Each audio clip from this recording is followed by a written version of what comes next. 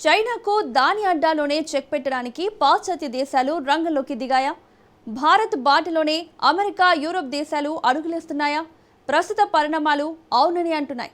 Dragon తిక్క కుదర్చడానికి భారత్ బ్రహ్మోస్ మిసైళ్లను దక్షిణ China సముద్రంలో మోహరిస్తున్న వేళ దక్షిణ చైనా సీలో చైనా విస్తరణవాదాన్ని తప్పుపడుతూ 14 దేశాలు సంయుక్త ప్రకటన విడుదల చేశాయి. అదే సమయంలో 27 దేశాల యూరోపియన్ కూటమి కూడా అదే చేసింది. 2016 నాటి ఆర్బిట్రేషన్ తీర్పుని గుర్తు చేస్తూ ఈ ప్రాంతంలో బీజింగ్కు ఎలాంటి హక్కులు లేవని స్పష్టం చేశాయి.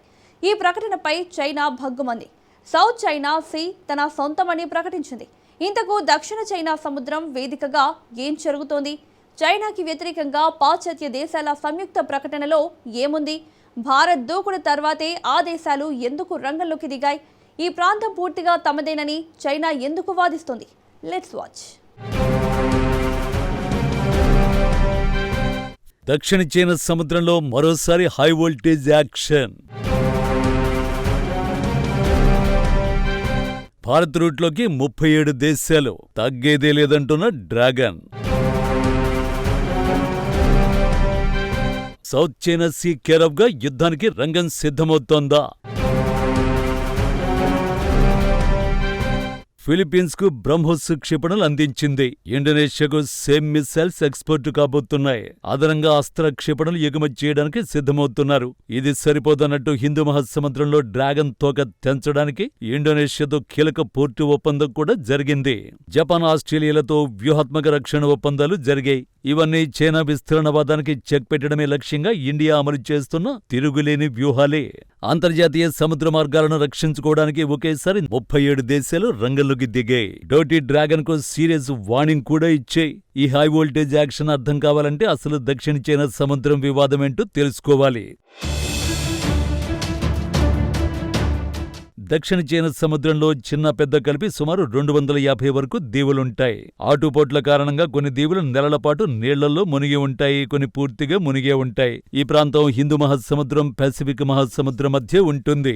దీని చుట్టూ China, Taiwan, Vietnam, Malaysia, Indonesia, Brunei, Philippines దేశాలు ఉంటాయి. అయితే ఆక్రమణకాంక్షతో రగిలిపోతున్న చైనా మాత్రం ఈ మొత్తం ప్రాంతం తమదేననే వితండవాదం చేస్తోంది. దాదాపు అన్ని దేశాలు ఈ ప్రాంతంలో తమకు కూడా వాటా ఉందని ప్రకటించుకున్నాయి. వాస్తవానికి రెండో ప్రపంచ యుద్ధ సమయంలో దక్షిణ చైనా సముద్ర ప్రాంతం 1939 నుండి 1945 వరకు జపాన్ ఆక్రమణలో ఉంది. యుద్ధంలో జపాన్ ఓటమి తర్వాత దానిని స్వాధీనం చేసుకోవడానికి చైనా నౌకలను పంపింది. యుద్ధం తర్వాత చైనా ప్రభుత్వం 30 లక్షల చదరపు కిలోమీటర్లలో ఎక్కువ భాగం తనదిగా అన్ని ద్వీపాలను ఒకే రేఖ మీద చూపిస్తూ ఓ మ్యాప్ విడుదల చేసింది. అప్పటి నుంచి దక్షిణ చైనా సముద్రంలోకి ఇతర దేశాలను అడుగు కూడా పెట్టనివ్వడం లేదు. తాజాగా ఆ కుట్రలకే చెక్ పెట్టే ప్రయత్నం జరుగుతోంది. అమెరికా సహా 14 దేశాల సంయుక్త ప్రకటన అందులో భాగమే. వివాదాస్పద దక్షిణ చైనా సముద్రంలో చైనా ప్రాదేశిక విస్తరణ ప్రయత్నాలు అంతర్జాతీయ న్యాయ చట్టాలను ఉల్లంఘిస్తున్నాయని అమెరికా, బ్రిటన్ మరో 12 దేశాలు పేర్కొన్నాయి. చైనా వ్యవహరిస్తున్న తీరు ప్రాంతీయ సుస్థిరతకు విఘాతం కలిగిస్తోందని తెలిపాయి. బీజింగ్ చర్యలను సంయుక్త ప్రకటనలో ఖండించాయి. ఐక్యరాజ్యసమితి సముద్ర చట్ట ఒప్పందం ప్రకారం ద హేగ్లో ఏర్పాటైన వివాద పరిష్కార న్యాయస్థానం ఆర్బిట్రేషన్ ట్రైబ్యునల్ 2016 జూలై 12న వెలువరించిన తీర్పును ఆ ప్రకటన గుర్తు చేసింది. గుర్తించిన చైనా ప్రాదేశిక ప్రాంతాలకు వెలుపల దక్షిణ చైనా సముద్ర జలాల్లోని వనరులపై చైనాకు ఎలాంటి హక్కులు లేవని 10 ఏళ్ల నాటి ఆ తీర్పు పేర్కొంది. ఆ జలాల్లో ఫిలిప్పీన్స్ ను అడ్డుకోవడాన్ని తప్పుబట్టింది. 2026 జూలై 12 నాటికి ఈ తీర్పు వచ్చి సరిగ్గా 10 ఏళ్లు పూర్తయింది. ఈ దశాబ్ది సందర్భాన్ని పురస్కరించుకుని చైనాకు దాని అంతర్జాతీయ బాధ్యతలను గుర్తు చేయడానికి ఈ ప్రకటన విడుదల చేశారు.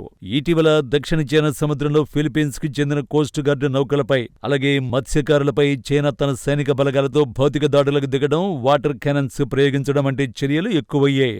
ఈ ఘర్షణ వాతావరణం ఏ క్షణమైన పెద్ద యుద్ధానికి దారితీసేలా ఉండడంతో ఈ ప్రకటన వెలువడింది. ఇక ఈ ప్రకటనలో పాల్గొన్న 14 దేశాల జాబితాను గమనిస్తే ఇది కేవలం అమెరికా, బ్రిటన్ల కూటమి మాత్రమే కాదు.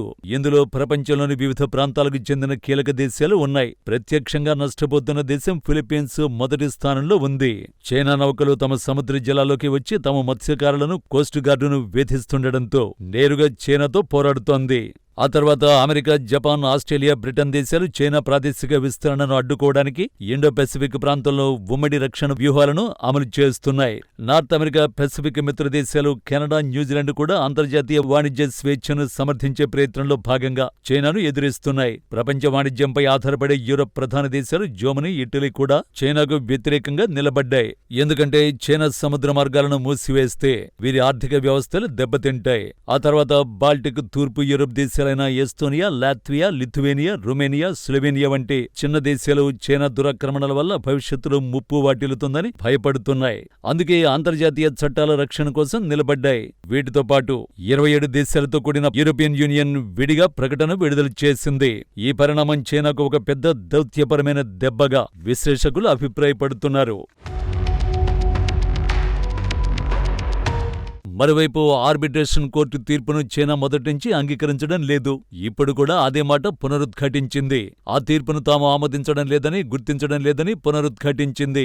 దక్షిణ చైనా సముద్రంపై తమకు వేల సంవత్సరాల నాటి చారిత్రక హక్కులు ఉన్నాయని చైనా వాదిస్తోంది. అంతర్జాతీయ కోర్టులకు తమ భూభాగాలపై తీర్పులు చెప్పే అధికారం లేదని భీష్మించు కూర్చుంది. చైనా కేవలం మాటలతోనే కాకుండా ఆ సముద్రంలో కొన్ని చిన్న చిన్న ఇసుక తిన్నెలను, పగడపు దీవులను మిలిటరీ స్థావరాలుగా మార్చేసింది. ఇప్పుడు తీర్పును ఒప్పుకుంటే ఆ సైనిక స్థావరాలన్నింటినీ చైనా కోల్పోవలసి వస్తుంది. ఈ సముద్ర గర్భంలో బిలియన్ల కొద్ది బ్యారెళ్ల చమురు, సహజ వాయువు నిక్షేపాలు ఉన్నాయి. అలాగే ప్రపంచంలోనే అత్యధికంగా చేపల వేట సాగే ప్రాంతం ఇది. ఇదే సమయంలో ఇక్కడ 30,000 రకాల చేపలున్నట్టు నివేదికలు ఉన్నాయి. ప్రపంచవ్యాప్తంగా చేపల ఉత్పత్తిలో 15% దక్షిణ చైనా సముద్రంలోనే జరుగుతుంది. ఈ ఆర్థిక లాభాలను వదులుకోవడం చైనాకు ఇష్టం లేదు. అందులో భాగంగానే ఫిలిప్పీన్స్ తో నిత్యం ఘర్షణలు పడుతోంది. నడి సముద్రంలో ఫ్లోటింగ్ బ్యారియర్లు ఏర్పాటు చేస్తూ ఫిలిప్పీన్స్ నౌకలపై దాడులు చేస్తూ రెచ్చిపోతోంది. ముందే చెప్పుకున్నట్టుగా దక్షిణ చైనా సముద్రంలో డ్రాగన్ విస్తరణవాదానికి బ్రేకులు వేసే ఈ అంతర్జాతీయ గేమ్లో ఇండియా ఎప్పుడూ వ్యూహాత్మకంగా రంగంలోకి దిగింది. ఇండో పెసిఫిక్ రీజియన్లో శాంతి భద్రతలే లక్ష్యంగా ఫిలిప్పీన్స్ దేశానికి భారత్ అత్యంత శక్తివంతమైన బ్రహ్మోస్ సూపర్సోనిక్ క్రూయిజ్ క్షిపణులను సరఫరా చేసింది. నేరుగా చైనా కళ్ళెదుటే ఫిలిప్పీన్స్ ఈ క్షిపణి వ్యవస్థలను దక్షిణ చైనా సముద్ర ప్రాంతాల్లో మోహరిస్తోంది. దీనికి తోడు దక్షిణ చైనా సముద్రంలో స్వేచ్ఛాయుత నౌకాయానం కోసం భారత నౌకాదళానికి చెందిన అత్యాధునిక యుద్ధ నౌకలు నిరంతరం ఆ జలాల్లో గస్తీ తిరుగుతున్నాయి. క్వాడ్ కూటమి ద్వారా అమెరికా, జపాన్, ఆస్ట్రేలియాలతో కలిసి చైనా దూకుడుకు భారత్ కౌంటర్ ఇస్తోంది. ఇండోనేషియాతో కలిసి హిందూ మహాసముద్రం నుంచి దక్షిణ చైనా సముద్రానికి వెళ్లే మలక్కా జలసంధిపై పూర్తి నిఘా పెట్టింది భారత్. ఒకవేళ చైనా కనుక ఫిలిప్పీన్స్ లేదా తైవాన్ పై యుద్ధానికి దిగితే చైనా వాణిజ్య రక్తధార అయిన ఈ సముద్ర మార్గాన్ని దిగ్బంధించే వ్యూహాన్ని భారత్ సిద్ధం చేసింది. 14 దేశాల ఉమ్మడి ప్రకటన, యూరోపియన్ దేశాల మద్దతు, దానికి తోడు క్షేత్రస్థాయిలో భారత్, ఫిలిప్పీన్స్ రక్షణ బంధం. వెరసి దక్షిణ చైనా సముద్రంలో చైనా ఏకపక్ష ఆధిపత్యానికి కాలం చెల్లిందనే సంకేతాలు ఇస్తున్నాయి. చైనా తగ్గేదే లేదంటే ప్రపంచ దేశాలు కూడా మునుపెన్నడూ లేనంతగా డ్రాగన్ను చుట్టుముట్టేందుకు సై అంటున్నాయి. మరి ఈ పరిణామాలు ఎటు దారి తీస్తాయో వేచి చూడాలి.